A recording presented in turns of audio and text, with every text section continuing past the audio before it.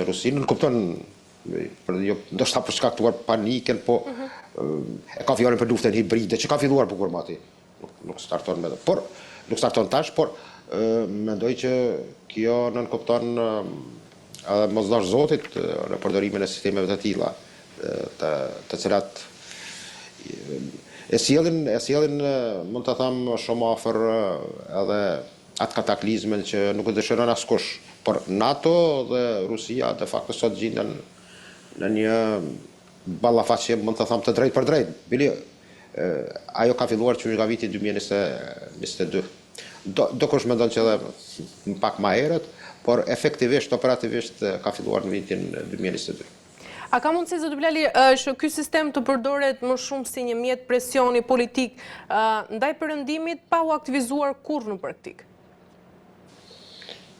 Ke drejt në këtë drejtim, mendoj Bili ka qenë ai reagimi i presidentit rus në një konferencë për shtyp, ku kanë deklaruar që po që se kanë sistem të mbrojtjes kundër orëshnikut, mund ta testojmë dhe ta bëjmë një test. Kjo ka qenë ndoshta ajo faza e parë që ka treguar tamam atë jo blofin, mund të them, realitetin. Mirë po ka qenë një kërcënim që ombrella mbrojtëse e Evropës apo vendeve perëndimore në Unionin Evropian ka qenë, kjo tregon edhe disa aktivitete që janë bërë me goditje me dron, që nga Polonia deri në deltën e Danubit në Moldavi, Rumani. Por kjo mendoj që do jetë pak a shumë një lloj test, dhe kjo ka shtyrë që edhe Gjermanët të furnizohen pastaj në raportet e tyre me Izraelin si miq të rinj, me një dashuri të re mes tyre, të marrin arovin. Dhe ky sistemi mbrojtjes kundërajrore, kjo ka efektin zenxhir pastaj, që vendet të cilat dëshirojnë ta forcojnë kupolën e tyre të mbrojtjes, me që a është mundshme që pastaj të kemi, se shif, ndonjëherë nga rritja e tensioneve krijohen edhe stabilitete, ta quajnë thojza, për arsye se është nevojë kundërpërgjigje, dhe kundërpërgjigje balancat, botën e majnë balancat dhe ekuilibrat kur kemi dy fuqi. Dhe në një farë mënyrë është një farë, mund të them, raporti i cili e baraspashon tër atë mundësinë që të kemë një lloj hegemonie nga njëra apo pala tjetër. Dhe kjo më duket që tregon që edhe në këtë sistem të tillë i cili projektohet në Bielorusi, do jetë për momentin, mendoj, jo vetëm aspekt psikologjik për vendet ose pjesën perëndimore të Unionit Evropian, por do jetë ndoshta edhe momentumi i cili po që se kemi gradim të situatës, për shkallëzim të situatës, mund të jetë nevojshme që pastaj ma letë distancat të shkurtohet. Mos të harrojmë, Ukraina ka rëndësi për atë që zgjerimi natës dhe hyrja kapaciteteve të tyre në Ukrainë, për shembull, që po që se një goditje ndaj Moskës do të ishte dikon 7 minuta me hyrjen e sistemit të natës për brenda, ose ta marrum në pjesën lindore të Ukrainës, atëherë do të shkurtohej goditja për Moskën 3-4 minuta. E qartë, zoti Bilali, kalojmë tek një tjetër çështje. Kryeministri izraelit Benjamin Netanyahu ka ndërmarrë disa përpjekje diskrete për të bllokuar këtu shitjen e avionëve luftarak F-35 nga Shtetet e Bashkuara drejt Turqisë dhe Arabisë Saudite, duke shmangur kështu sipas tij edhe çdo përplasje publike me presidentin amerikan Donald Trump. Dhe pyetja është se sa serioze është i gjithë ky shqetësimi i Izraelit për shitjen e F-35 ndaj Turqisë dhe Arabisë Saudite, dhe si mund të ndikojë në një ekuilibër ushtarak në lindjen e mesme? Ndikon shumë, ne më tani gjithë e dim, nuk është ndoshta ndonjë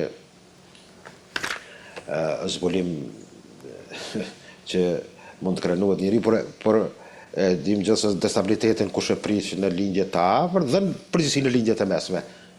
Kjo tani është masë e qartë, por balansat po ndryshojnë në lindjet të mesme, mund të them, në përgjithësi. Deklaratat e tilla të cilat, më thëmë, Arec ka një publikim jashtëzakonisht të mirë se çka mundet dhe çka nuk mundet Izraeli.